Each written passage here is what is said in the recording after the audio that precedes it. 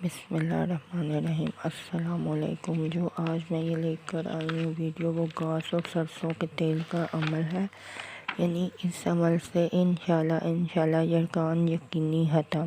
یہ عمل اکتوبر 2013 کے افقری رسالے میں کامیاب یرقان کے دم کے نام سے بھی چھپ چکا ہے، اور عمل کچھ اس طرح سے ہے کہ ہر قسم کے یرقان کے لیے کسی کچے برتن یا سٹیل والے برتن میں سرسوں کا تیل تقریباً 3 چمچ ڈالیں اور پھر 3 چمچ اتنا ہی پانی ڈال دیں۔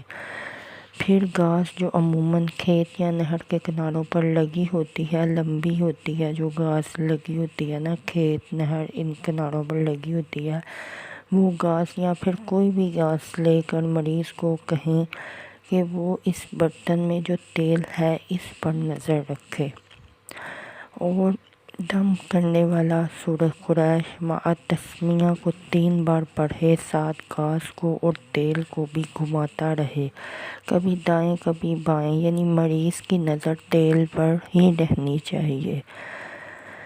دم کرنے والا 3 مرتبہ سورۃ قریش مع تسمیہ پڑھے اور گاس اور تیل کو مریض کے دائیں بائیں گھماتا رہے۔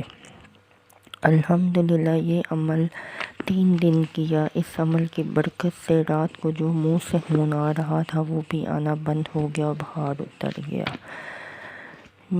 یہ بہت ہی کامیاب اور آسان عمل ہے اور آزمودہ عمل ہے۔ یقین کرتی ہوں کہ آپ کو پسند آیا ہوگا۔ السلام علیکم۔